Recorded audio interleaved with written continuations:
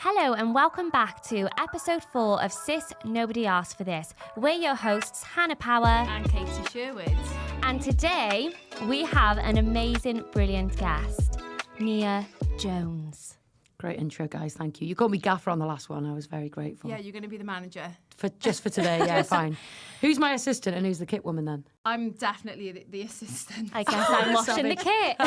We actually are known as the Gary and Phil Nevilles. Does that make me Tracy then today? You can. That fits in perfectly. There you go. Because Tracy played netball. There you go. Yeah. There we go. Yeah, there's a running joke in our family that Katie's the Gary Neville because she's achieved everything, and I'm the I'm the younger brother Phil who achieved some stuff, but nowhere near I Gary. think Phil's got less haters than Gary, to be fair. So I'll take the haters. I'm a bit more resilient than Han anyway, so I'll take it. But for those who do not know, Nia Jones, she is a trailblazing Welsh duo sports star. Elite sports for both netball and football. Can't wait to hear your story. But now breaking into the media world as well. Don't give me those eyes, Nia Jones. Is this Take like when the somebody compliment. like brings a cake over to you in a This is restaurant your and life. sings happy birthday? You both staring at me. I feel a bit This awkward. is your life, Nia Jones. Yeah, God. And we got to cram it into an hour. Good luck. Yes. Yeah. So we'll try and stay on track as much as we can. My first question for you, though, Nia, is what do you think of our image? Who's been done dirty here? I was just thinking this. Hannah has been done dirty. She so has, I know. The ratio of her forehead to chin is not accurate. You've got a watch on playing footy. That's a big no-no. Yeah, that's I've dangerous. had a glow up, to be honest. Yeah, very nice. Tweed jacket, hair down, fresh highlights. Yeah. You definitely designed the I've logo, had a didn't great you? day. It was a double act, wasn't it, the logo? What do you mean a double act? We both agreed on it. Oh, we agreed, yeah, but every time I tried to edit it, my face got worse. So this is the best we got. Fair enough, yeah. But there's always time to change it. No, you know, we've podcasts. made the merch now. We're stuck with it. Where's the camera? Oh, yeah, thank you for my empty mug. Lovely mug, but...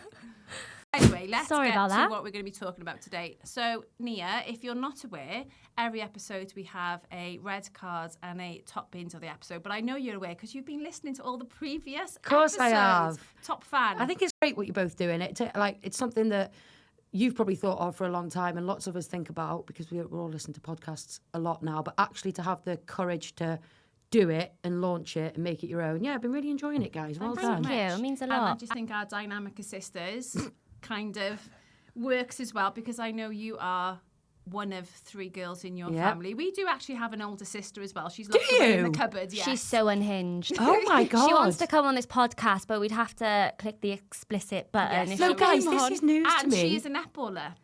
Yes, we Right, have a do you third know that sister. this She's is like the the- eldest sister. This is like the Osbournes. You know Jack and Kelly? Well, there's another one. Yes. There we're you one go. of 5. We're one of or 5. 2 of 5. Wow. So Oh, there's yeah. 3 girls. You 2 Catholic family, boys. or- We We are. are. Oh, there we go. Yeah, Okay. strong Not Roman surprising. Catholic. But yeah, so just your dynamics as a sister, where do you fit in the sisterhood in your house? Apparently, there's a middle child syndrome. I don't really know what that is because my sisters would argue that I am the favourite. But I just think it's because it's a novelty when I go home now. Because I moved down to here, actually, back in 2010, which is scary. I moved down to Cardiff to study here at Cardiff Met. Shout out to Cardiff Met for the Cushy studio, by the way. You were supposed to get that in, or am I happy? Yeah, that's No, fine. Great, that's you did great. it for us. There you Told go. you, manager. So when I go home now, Mum waits on me hand and foot, which I obviously love, does all my washing, like brings me snacks. So that winds my sisters up a little bit. But also, they've followed me around, supporting me netball, football, all over the country, all over Europe. So I don't know if that winds my sisters up because they're both very lovely and talented in their own right. Beth Ann, my older sister, is a social worker with the youth justice system. So she's the brains. My little sister is an amazing beautician and massage therapist and a manager of a makeup brand. So yeah, I'm just the sporty one, I guess. But Not just the sporty one. You are the sporty one. we all did dance actually growing up. That was the first thing that we all went to. We all started dance age 3, like the classic, nothing cool, like nothing TikTok-y or like hip-hop-y. Like ballet, that kind of ballet, vibe. tap and modern. As you can probably tell by the way I play football, is very balletic and You are elegant. very delicate when Yeah, you play. there you go.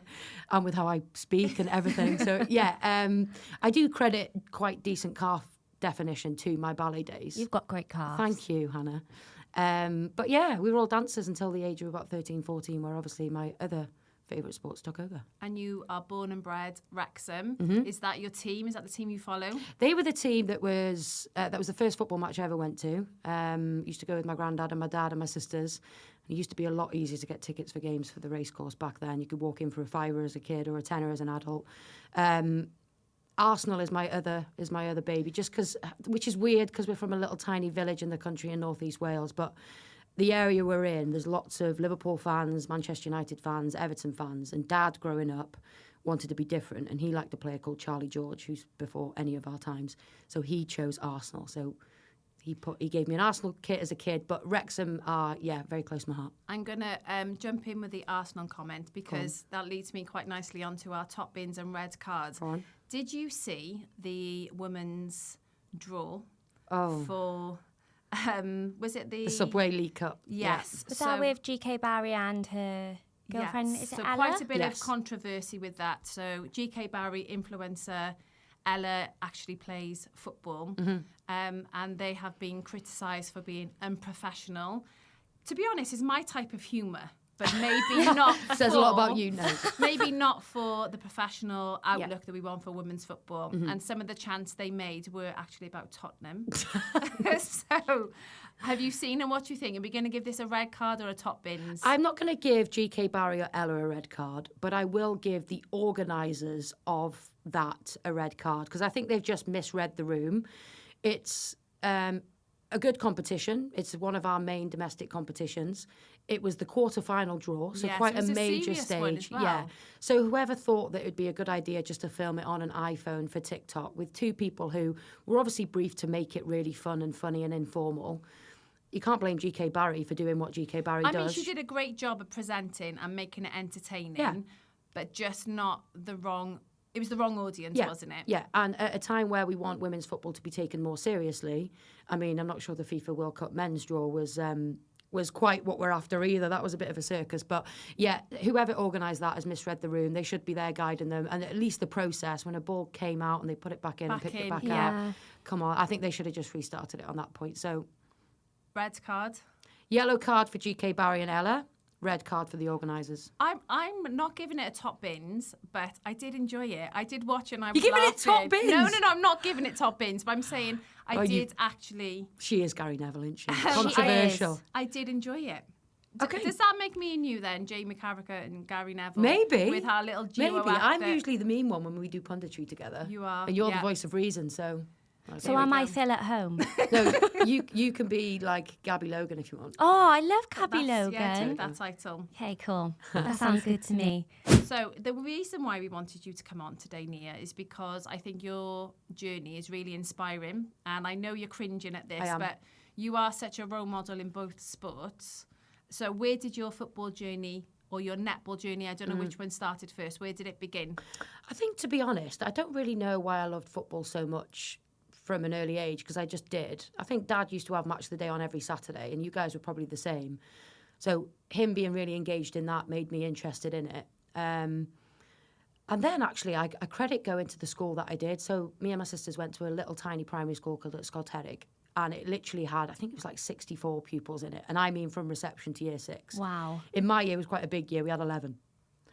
What annoyed me about that is there was... I got 11 in a group these days. There was 5 girls in my year, and there was one girl called Sarah Fitzgerald who was in the year above, but she was the only girl. She was really fast. So on sports day, she was allowed to run with us, and I hated that because she wasn't in our year. That's so unfair. She used to take the title from me. But anyway, shout out to Sarah Fitzgerald for pushing me.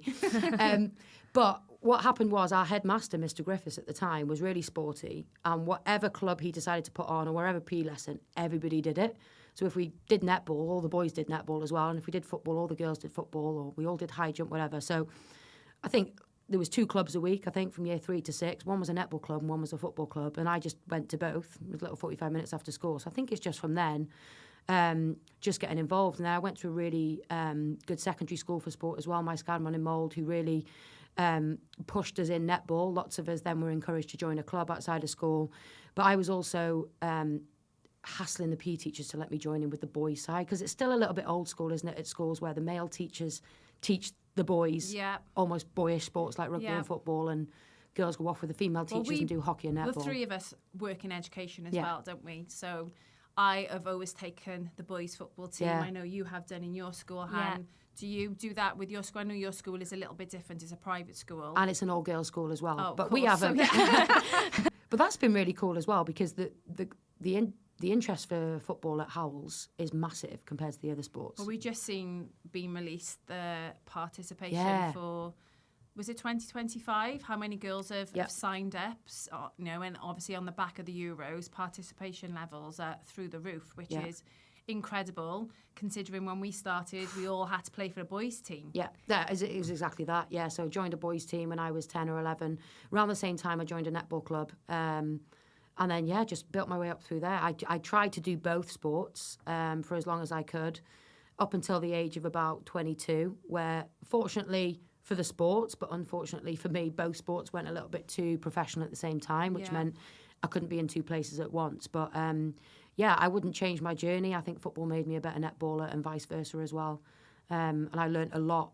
But everything I know now pretty much has been through my journeys of playing in different sports, under different coaches, different cultures in both those sports. Which do you think is more physically demanding? Because netball is tough. Yeah. But which one do you think is? I think it's lots of like the training program stuff is the same. People would be surprised. Like a lot of the injury prevention stuff is the same. Like lots of knee injuries in football, lots of knee injuries in netball, ankle stability stuff, massive. So a lot of the gym program stuff was similar. A lot of the repeated speed stuff is similar. The difference with football, obviously, you do it over a larger distance, so a little bit tougher on the hammies. And the overall base fitness, like your ability to run, even at a slower pace for 90 minutes, needs to be higher. But I don't think people understand how fit netballers are. Like when I've done fitness tests for both sports, I'd say the netball testing, say in a 30-15 or a yo-yo test, is higher with the netball girls. Oh, interesting. But I also think the way that the netball program is, like you're expected when we go away to a World Cup or a Commonwealth Games, you're expected to play 6 games in 8 days, which is so tough on the body, tough on the feet. So at least in football, you usually get a few days, if not a week in between. But hard to say, probably. You would always smash the fitness testing at Wales. Yeah, I think, I don't know where that came from. I was always aware that I was not the best footballer, and like that never bothered me. And I remember Jess Fishlock saying to me, like when I tried to play one too many like balls over the top, like just pass it to the better players, which were probably one of you two when I was in the 17s and you at the seniors. To be honest, though, I think when we started playing football, some of the managers and coaches, told us to do that, to get the ball down. Yeah. Find Gwen and Harris, find Jessica Fishlock. Yeah. I made a living out of that. Exactly, yeah. But I knew that it would be hard for coaches not to look at me or pick me if I did really well on that thing that I see as controllable. It's the stuff that you do in your own time when nobody's watching you. Hard work beats talent. Talent is, as cheesy as that is. Yeah. I agree, though, because I've played with so many players, netball and football, who are more talented than me naturally. I firmly believe that. And I'm a 5'7" wing defence at the end of the day. Like I thought you were a goal defence. I started as that, but everybody kept growing. So I sink my way back. So on paper, I shouldn't have had the career that I did, probably. But I credit that a lot down to my conditioning. And also then I was pretty robust as an athlete. I wasn't out injured for very long, never suffered any major injuries, touch wood. So that availability, I think, and professionalism goes a long way.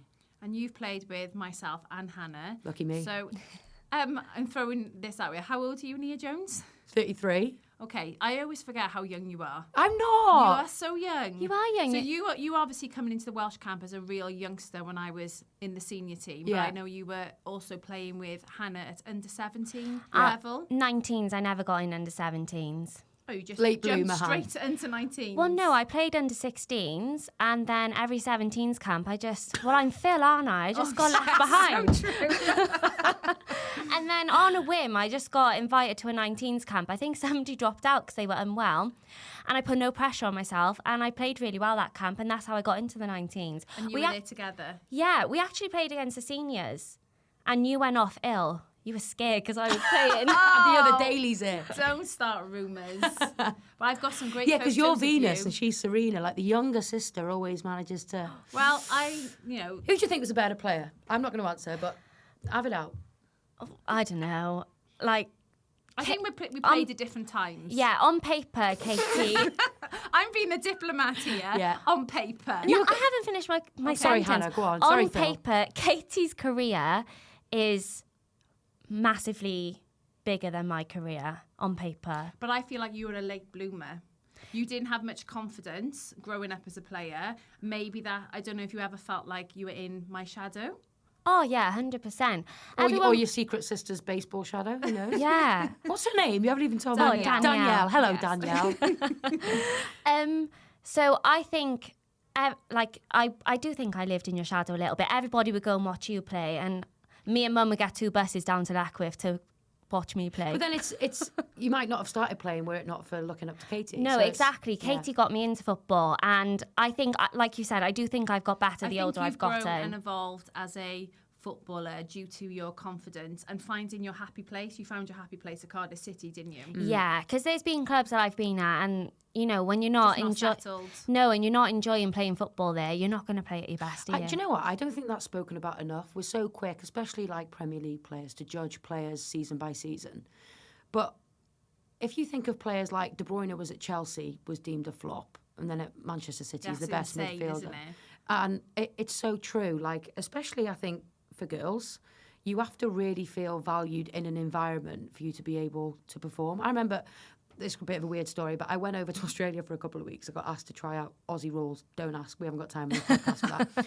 And there was a legendary coach who was asked about the difference between coaching men and coaching women over there. And obviously it's a massive sport over there. And he said, in his experience, men need to play well to feel like they belong, and women need to feel like they belong to play well. And that I've always remembered that, because I can't speak for men, but I do think that's true for girls. Yeah. I think I was always fortunate that I always played with a lot of Welsh players. So when I was at Bristol, there was a big crowd of us, the old Welsh girls. So I felt like I was just always playing with my friends. And I went to Chelsea. Yeah. I was with Sophie Ingle, Kylie Davis, again, Welsh girls, Helen Ward. Yeah. So if you've got that little circle, that little clique, then it just makes everything a lot easier. Obviously, you need to have a relationship and good connection with the staff as well. I think that makes a huge difference, and I feel like I've always been lucky with that. Yeah. And it's the same with you with Cardiff. You had a really good group of friends there, didn't you? Yeah, because I remember there was a lot of girls at Cardiff, and I had a really close friendship group, and I always used to say to everyone, these aren't just my football friends, these are my friends outside of football too. We had made those bonds with each other that are for life now, and that makes being at the club a family feel, and that's what I feel at Cardiff. It is a family club. There's times where things don't go right, people fall out. That's life. But that's life, and that's football. But we always come back together. Everybody always works hard for each other, and I think that's what's helped me with football. I love being at Cardiff because I have so much respect for the staff, the players, and the people who run the club. And now we're even more involved with the men's team, which makes you feel more valued. That's probably been part of your success, that team chemistry, that togetherness. And that goes a long way. It takes work as well. Like, people just does. expect it to happen. I think it's important that, team building, people roll their eyes, but team meals together and little activities and little fun bits that you do away from the pitch, or even the sessions that you do on the pitch, is so key to buying into that. And that's why, like, I don't like it when players don't make an effort to come to team socials. Even if you don't drink, even if you don't want to stay for ages, that for me is still showing buy-in. And it wasn't a coincidence for me more recently when I played for Swans under Jamie. I was just literally going to say the same. Well, the reason I signed for Jamie is because I felt like he really knows me and he knows what I bring. By the way, pitch. Jamie is my husband. Oh yeah, drop that in. Hi, Jay. So that, to me, the older I got, became more important. Like, does this coach respect me for what I bring off the pitch as well as on it? And I know that Jamie always has. He was one of the first coaches that showed real understanding for my desire to play both sports. He was amazing with me when I was at Cardiff City with him. If I had Wales camp, he'd understand. He'd try and work that out with the coaches. But I also think I ended up being closest to the girls I shared lift with. And you would want to help them out and cover them on the pitch that little bit extra because you knew them. And that's not a coincidence. It's because I spent the most time with them in the car on the way to training and the way back. So, yeah, I think building those relationships does take effort, just how working on your technique takes effort. So you also worked with Jamie at Yeovil as well. Yeah. How was that season? Do you know what? Again, like, he always gives me a shot. So that came at a time when I'd finished at Reading. We'd got promoted out of Super League 2, with Reading, and I signed a full-time contract. And I didn't play as many minutes as I'd hoped for that season. It was a tough season. And then I broke my ankle coming towards the end of my contract a couple of years later. So then I was at a bit of a crossroads because I'd played netball prior to that. I'd been to the Glasgow Commonwealth Games, which was genuinely amazing. And I then fallen out with netball a little bit over the dual career thing and focused on football. I don't regret any of that period because it was the first time where one door had actually closed on me. So it gave me an opportunity to really pursue the one. Again, yeah. And I don't think I'd have been a professional footballer were it not for that netball door closing on me temporarily. But always in the back of my mind, I thought that I might go back to it because I love the commies so much. The next one was at the Gold Coast. So when I broke my ankle, I think it was in 2017, I was at a crossroads where netball season hadn't started yet, and I'd just come off the back of a football season. I was rehabbing my ankle, and Jamie offered me an opportunity with Yeovil, who just got promoted into Super League 1. So that was the really tough period, wasn't it? Was it like a spring series kind of thing where they just got promoted, 2016? Yeah. And then they were going into playing against top dogs, Arsenal, Chelsea, Man City. I think you lost every game, didn't you? It was really, really tough. But you were never. I think we drew to Birmingham and celebrated like we'd won the Champions League. You were never ever going to be able to compete with those teams who were full time. Yeah. The budget that they had. But I think when you're in those situations, that's when you learn the most about yourself as a player and as a team. And if you don't have that togetherness, and you don't have those group of people around you, then it just becomes a whole lot harder. And I think maybe that was your difficulties at Swansea. Would you agree? Yeah, and I don't think people understand how difficult it is to compete with teams who train more than you and have more contact time than you. So that was the issue. It's not an excuse. Like I'm not one who entertains excuses. No, but it's in a sport, reality. But it is like.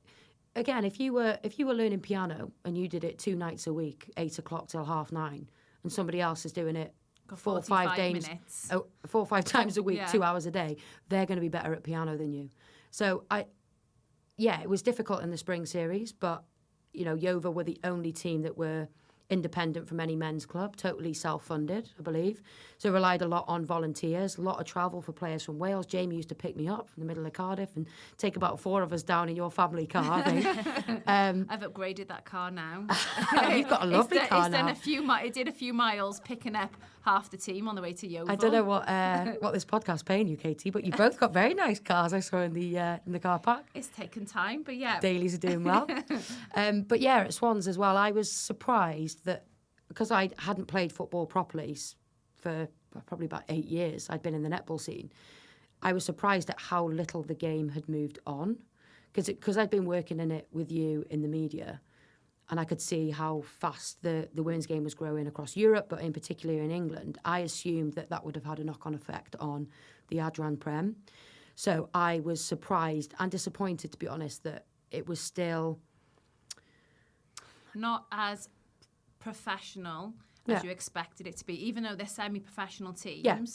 And maybe Hannah can shine this light on it, because I think Cardiff City are the team that everybody should really be trying to copy. And this isn't about money. Like, I would have rather had not, and it wasn't big money, let's be honest, it's a couple of nights a week.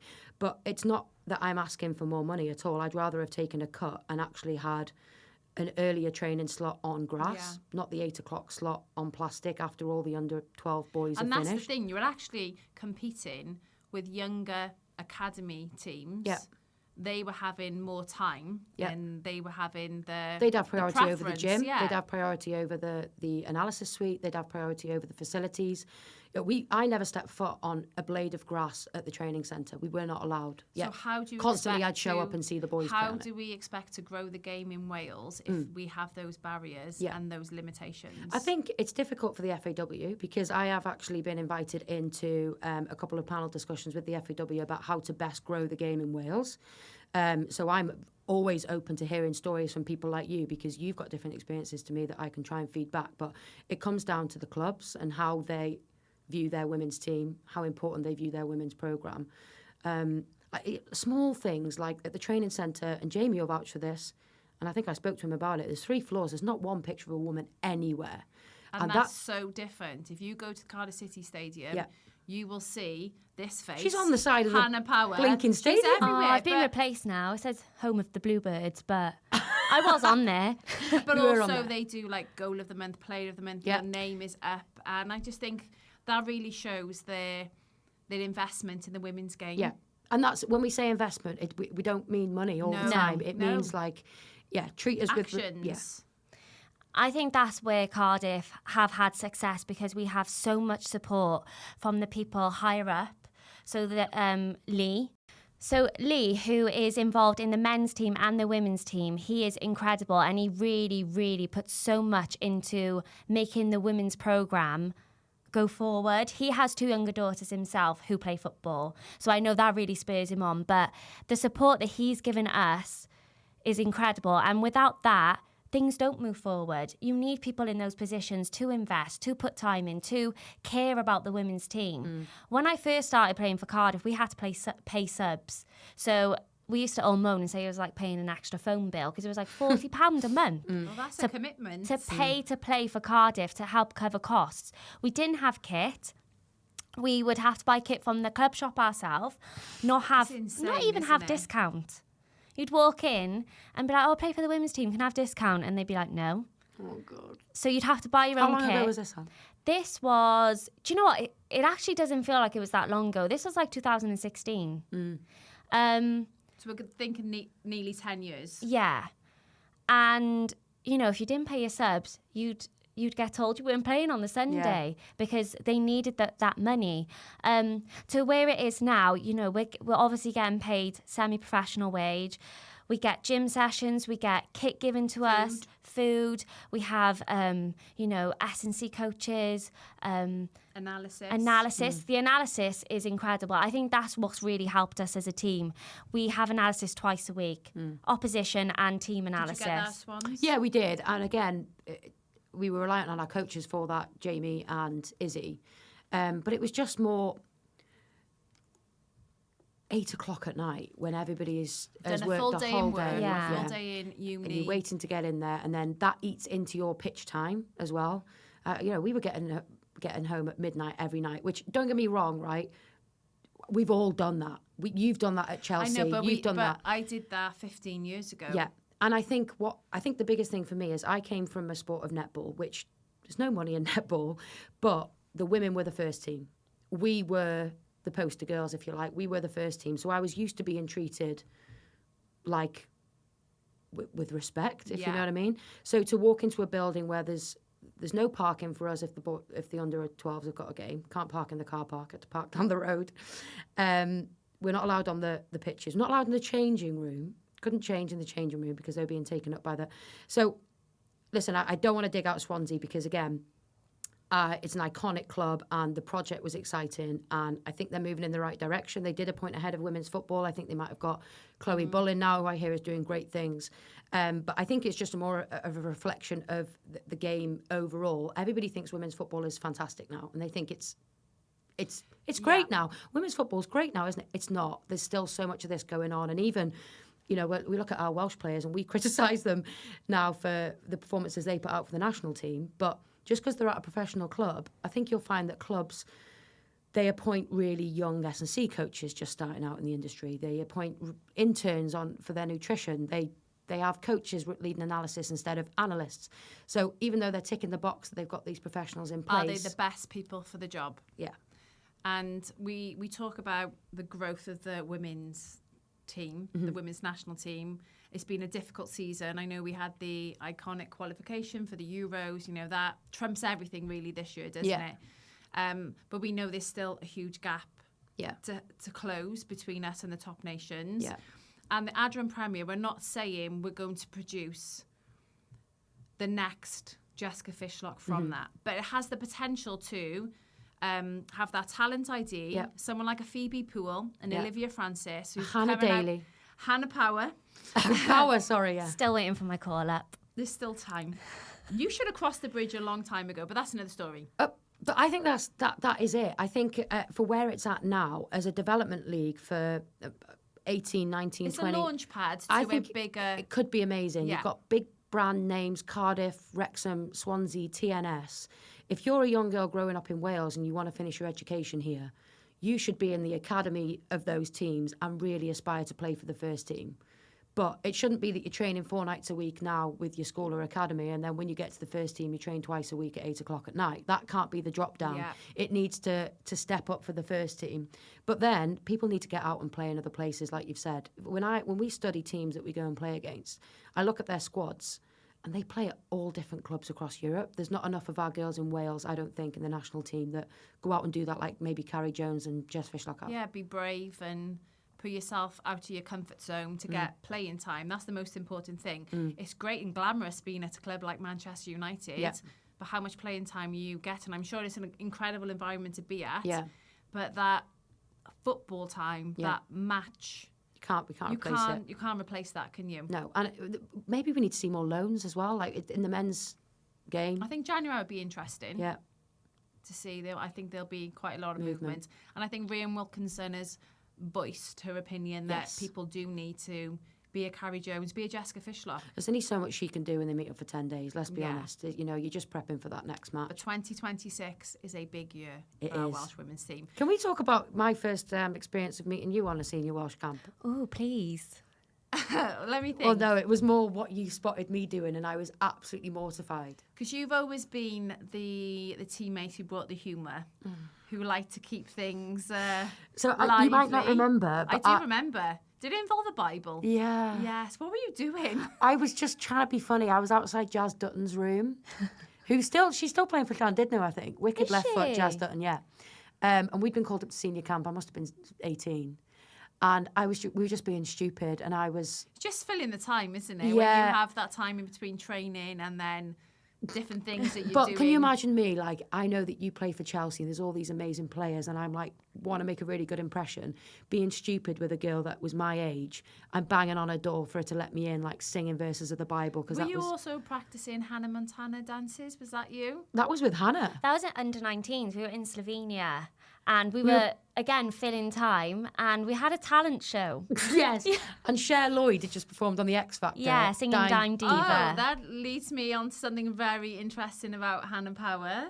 Go on. So Hannah not only plays at the Cardiff City Stadium, but she also had another experience at the Cardiff City Stadium that involved the X Factor. No, you didn't Yes. audition. You didn't audition. I did. She's got an amazing voice. Right. You can't. You Tell sat here us. with a microphone in front of your face. Phil Neville, this is your moment.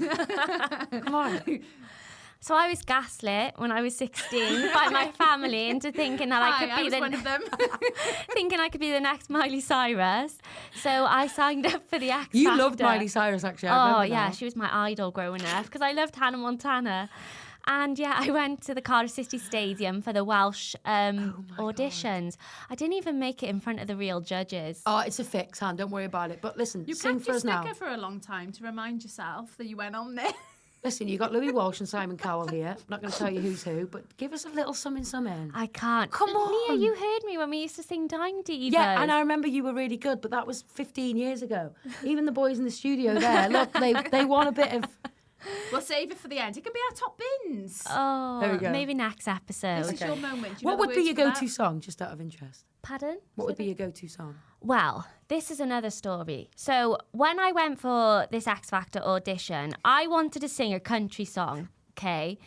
But my dad was like, no, Han, you need to sing this song. You sing it so beautifully. And it was, the first time ever I saw your face. You're joking. You know Will off the In-Betweeners in the second movie. He sings it with the guitar. That's the song I sang. Imagine a 16-year-old with a bob haircut, a side fringe. Why did you listen to Dad? Because Dad was in a band growing up, so I thought he knew what he was on about. I'm dead. Right, everyone in your family's getting little shout-outs today, aren't they? I know. What's your mum done?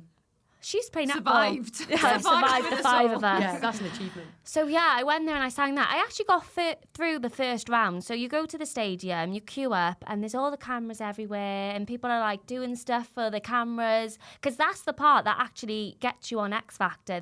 Those. Standing out in the queue. So basically, Yeah. you didn't have the X Factor. Well, no, listen, I got through the first round, okay? I sang for these two women, don't have a clue who they were. They were just producers, I think. I sang for them. So it wasn't Cheryl Cole then? No, I was gutted. I didn't meet Cheryl Cole. I sang for them. I got through the next day. I went with my older sister, Danielle. She took me. So I got through to the next round. So then the next day I had to come back. And I remember that night I couldn't sleep. I was so excited. I went home and I watched Crossroads by Britney Spears. And I thought... What a film Such that a is. good film. Yeah. So I watched that thinking this is my moment. I'm going to be like Britney Spears on Crossroads.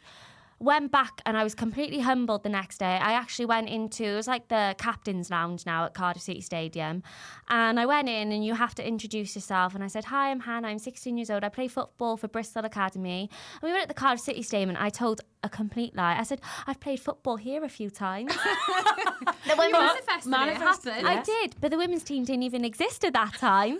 And they were like, oh, okay, what song are you singing for us today? So I sang that song. I didn't even finish it. They told me to stop and said, it's a no this time. And I never went back. But hey. We have a story to tell. Yeah, it happened just so I could tell it on this podcast. So thanks, Kate, for bringing that up. Okay, you brought up my wig last one, so you know. Oh, yeah, I did hear that. I need to get that photo out. Moving on. So, Nia Jones, when did you start breaking into the media world? I think it was the same time as you. So I was right place, right time. And I still feel like I'm riding a wave that I didn't really seek out, but I feel really fortunate to be able to do. And I think it's born from a frustration. Well, the reason I'm still passionate about it and the reason I still put so much prep into whenever we get called up to do it is because there were so many cool stories from when we were all playing for Wales or domestically that never ever got shared.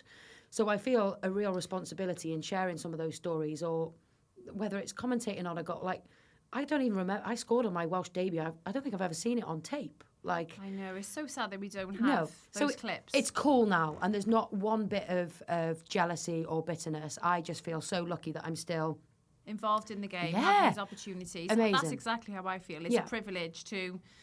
It started at the beginning, telling a story, didn't it, about Wales and their journey. But now, because they've done so well, we've kind of stopped banging that drum. It's an expectation now. It's about actually what we need to do next to move the game forward, the analysis.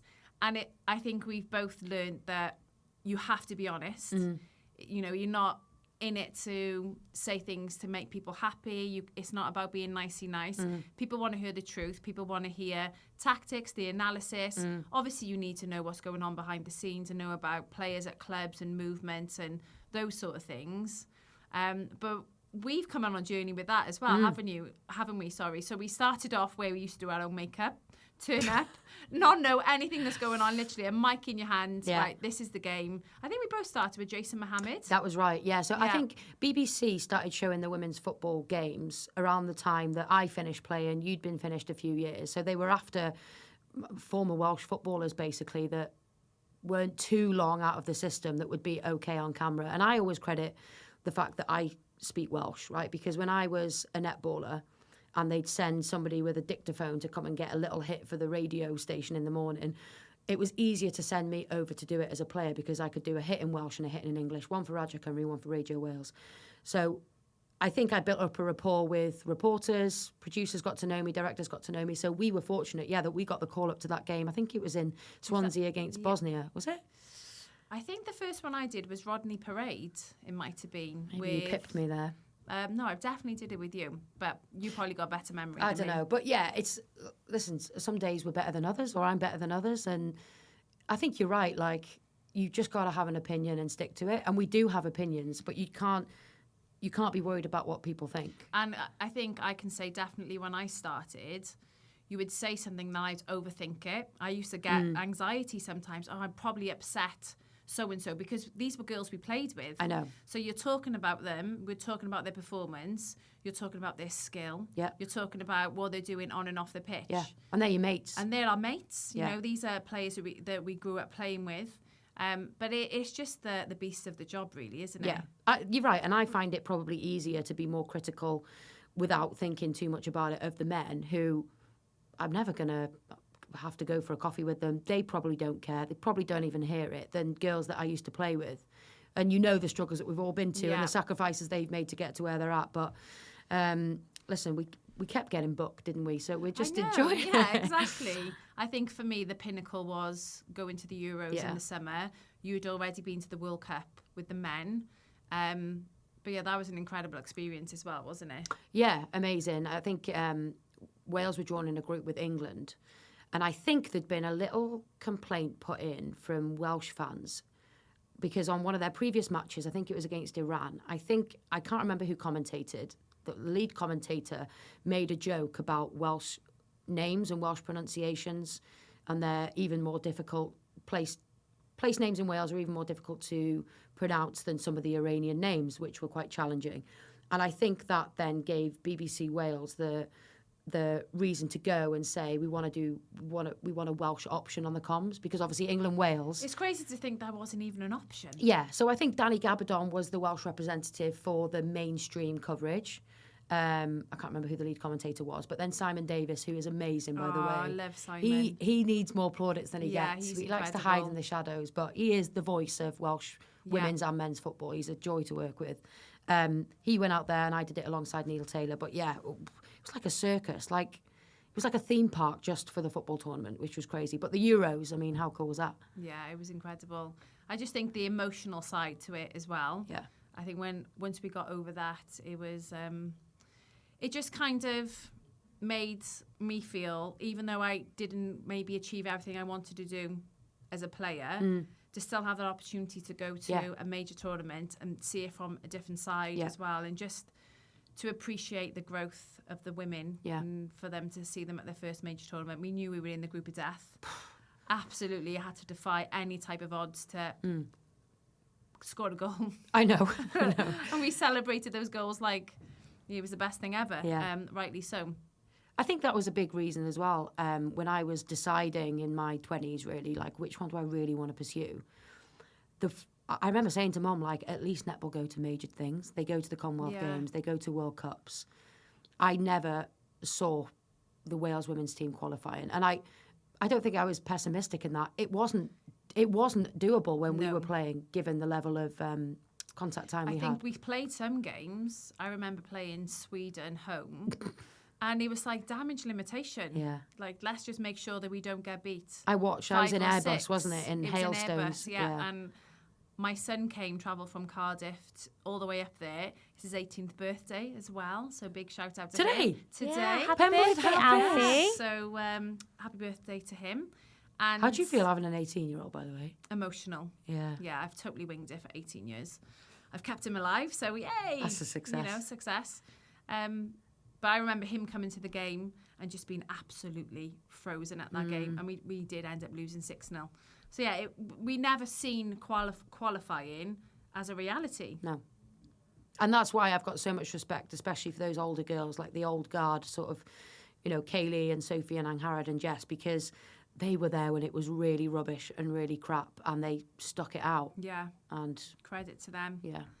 So my next question, what advice would you give to any young girl who might be playing, or young boy, 2 sports at the same time? How do they decide, or when do they decide which sport to really focus on? Because it's hard to master one sport, but to try and master 2 sports, how do you make that decision? I think I get asked this a lot by parents, and it's difficult because the games have changed now from when I was doing it. Especially football is way more professional, and it is possible for girls now to enter elite level academies and have 4 or 5 training sessions a week. However, evidence suggests, and it doesn't take long to go out and find it, that the longer you can do as many sports as possible, as many activities as possible, makes you a better all-round athlete and keeps you a little bit saner. I do also appreciate that if you want to go on and be professional in either of those sports, there does come a time where you need to pick, and it might take its toll on your body because the training load now would be too much, balancing school and social lives as well. It's difficult. But the biggest advice I would say is try and take yourself out of the predicament. So the thing I found the toughest was having to have separate conversations with coaches to say, I can't make Saturday's game, I'm sorry, I've got a Welsh camp, or, oh, that semi-final of the Welsh Cup I've got on Sunday, I'm really sorry, I'm away with netball or whatever it was. And because we're committed athletes who are dedicated to our teams, that's why we play it. I hated missing training sessions, I hated missing matches.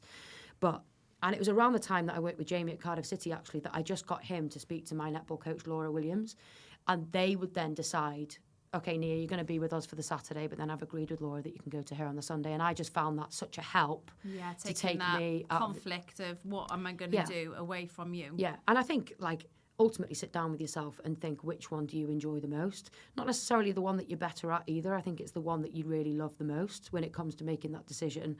And also now, if it's something you want to pursue as a career, you can do it professionally in the UK if you're a netballer, but there are very limited opportunities.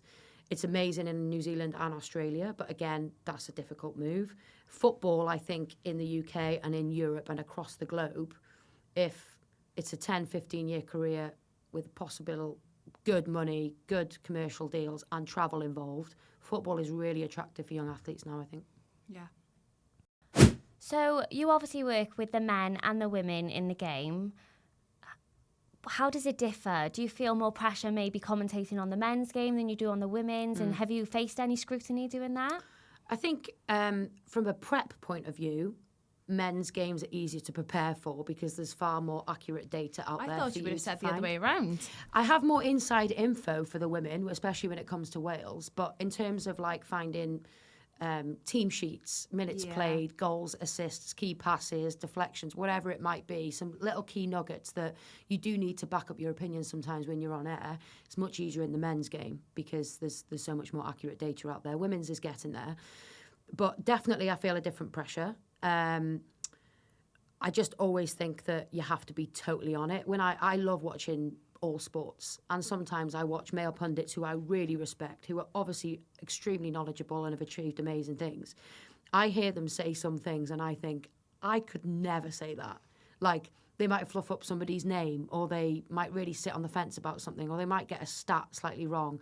I don't think I would be booked again were I to make that mistake on air. But I also think that makes me better because that pressure means... You know that you've got to be I've got to be spot on it. My prep has got to be good, and there is no guarantees. I'm not given a contract at the start of the season that says you're doing every single Wales men's games, and I know that's not going to last forever, but I know that I always need to earn the next shift. That's the nature of the beast. So, yeah, I haven't encountered too much trolling. I feel like I'm pretty resilient when it does come to online stuff. Of course, I've had the odd tweet. I never type my name in Twitter. I wouldn't do that. It's always with X. I left X because people not for that reason. Yeah, just because it's just a dark I place. know. And it's not for me. It's changed. Yeah. Yeah. And I do think like in the same way that we put opinions out there about players, people probably think that that's unkind, and I understand that we're working in a very privileged role. But in that's media. Constructive. We're not going out there. That's part of the job. You're not going out there searching for someone on X to leave an unkind comment. We're just using our opinion and our knowledge on the game to give some constructive feedback. That's what we're paid to do. And the only time I see it, which is pretty rare, they tag me, which you might think, well, at least they're doing it to your face. But actually, I think they don't really have anything constructive for me to say. I think they just don't like my voice, or they don't like my opinion. And that does tend to come from when I've done men's games. And I kind of don't agree with the narrative when people say, oh, they're different. To me, they're not. They're different in their journeys of where they're at, and the skill level is different because the women's game was banned for 50 years. We know that's no secret. But football is football. The rules are the same. Exactly. You know, the technique is the same. The length of the game is the same. The goal size is the same. And when people say, well, you haven't played at that level, but a lot of the main commentators have never kicked a ball in their life. I just think when you watch the athletics, right, when Michael Johnson comments on the women's 100 metres, well, he's never running that race, but you don't think twice about him commentating on it. When you see Tim Henman commentating on Emma Raducanu, you don't think twice. He's never played women's tennis, or vice versa. If you saw Serena Williams commentating on tennis. It's just this weird thing with some men who have a problem of women having an opinion or a comment on football, and I don't know why. I think it's a cultural problem within men's football, I think, and I'm not saying it's just exclusive to men's football, but if you go into a terrace at quite a few football stadiums, you'll hear still, unfortunately, lots of forms of discrimination, and that does then also pour out onto social media as well. I think it's a big cultural problem. I'm not sure how we deal with it. We can best protect ourselves from it, but I think I'm just grateful for the men who have given me opportunities, Mogsy at the BBC, Graham at the BBC, who see the work that we do and we see the effort that we put in. And I hope they don't book me because I'm a token female. I wouldn't want the shift if they did. They wouldn't do that, though. And I just think the fact that you've been booked and booked and booked again is credit to you. I know how hard you work behind the scenes. I always love working with you because I know that we'll back each other up. Likewise, I know, like, you're on it. So, yeah, I think also, you're doing amazing. Thank you. Not a lot of men want to do it because you're in the moment and you're having to think on your feet, which you're live very on good air. at. I love your puns. You are a lady of the puns. I don't know what's got into me lately, I know. But Yeah, listen, my challenge is to put a game of football on at home, mute it, and speak over it and see how It's easy not it is. easy. Because I'm going to try that next Do it. Premier League or Do it. WSL game I watch. And I'm going to try singing Hannah Montana and see how I get on as well. We'll compare notes. Yeah. Just talking about men who really support women in football, I would like to dedicate this episode to my late father-in-law, Edwin Sherwood, who was a massive supporter of me in football when I came into his life. And he was already a supporter and a fan of women's football. But yeah, he was someone who had a strong opinion on the game, but he would never make me feel any less worthy to play the game and to talk on the game. And he was a huge supporter of us starting this podcast as well. So I'd love to dedicate this episode to him. Okay, I feel you did say that I was going to be appointed as manager of this podcast, which I'm very happy to take on the interim for this 1 hour only. And I've spoken an awful lot today, so I've got some little sister questions for you both. Okay. Don't overthink it, just go with your gut. Okay. And don't worry about the after effects, just back yourself. Okay. I'm scared. Who is the best passer? Me. Me. No, I said first, so me. Next one. Okay, Katie wins that one then. Best tackler? Me. Would you go with that? I think I was more ruthless. Hannah Reckless? Ruthless. Hannah's more a technician of the tackle. Well, that's important then. Hannah, you get best tackler. Who steals the other one's clothes more? Oh, that's always Katie me. steals my We've fallen clothes. out many a time. Yeah. Do you know about it? Does she ask you? She got a key to my house, so someday she'll come in and my Adidas joggers I are was gone. a lot worse back in the day, and if I got caught, I used to deny. Liar. Does she still do it? Yeah. No, I ask now. But she still let herself into my Can I house. just say you're both in matching hoodies today? I know. Yeah, Sponsored these by are- Adenola today. yeah. These are actually our hoodies. We haven't borrowed each other's. Okay, who's the funniest? Hannah. Me. Oh, that's very honest of you, she Katie. does make me laugh a lot. Yeah, fair. she's funny. Who's the best at sorting Christmas presents for your parents? You probably trumped me on that one. Yeah, but I would take the credit, but my husband's the one who organises Can that. I just say, I can't believe you're still with Connor, because I remember we were like fascinated by the fact you had a boyfriend when we were all like 15, and we were like, oh, just at each other's house. 16 years. That's mad. Married Yeah. with baby Nelly. Yeah. Which is not short for Chanel. No, just a bit of context to that. When I was pregnant with Nelly, I told my oldest brother David, another shout out to another family member. These are, honestly, where are they coming from? I told my brother David I was calling her Nelly, and he turned to me and said, "Is that short for Chanel?" Oh, No, it's just Nelly. No, Yeah. just Nelly. It's not actually Nelly is short for Helen, which I never her name knew. Helen? But her name's not Helen. Okay. It's just Nelly. Is her middle name the elephant? No. Savage. Next No, she's very question. cute. Right, last two. Who's the best cook? Hannah Katie. doesn't cook at all, so me. Wow, you're an athlete. Princess. Next Yeah. question. Don't tell me Connor does that as well. Yeah, Wow. Last one. Who would do the best on I'm a Celebrity? me. Probably would, yeah. Why? I just think I got more resilience than Katie. Who's better with creepy crawlies? I'm not bothered, but I do think you'd be better. Eating Yeah. challenge, who'd be better at that one? Oh, I I actually can't think say we'd that, both be but terrible. Kate, I feel I got like a weak stomach. Yeah, put it Kate's that got a way. weak Have you? stomach. Yeah. So Do no you know pig's what? I'd bum love for to you. see. No, thank you. You never know. One day in the future, you I'm two going to back Nia Jones. could go I'm on Nah, there. guys, if I'm going on anything, 2029. I've done bargain hunt, right? We didn't get Okay. onto that, but that was good. Catchphrase, I want to get on that. That would be good. I'm Yeah. good at catchphrase. Yeah. I'm rubbish at catchphrase. Oh, there we I'm are. so bad. Okay, I love those questions. All you had was best passer, mate. That's all you came out with. I'll take it. And fair. you probably You were very are good. Built a best. career on that, so You there we probably go. are the best tackler. I know, I was being kind.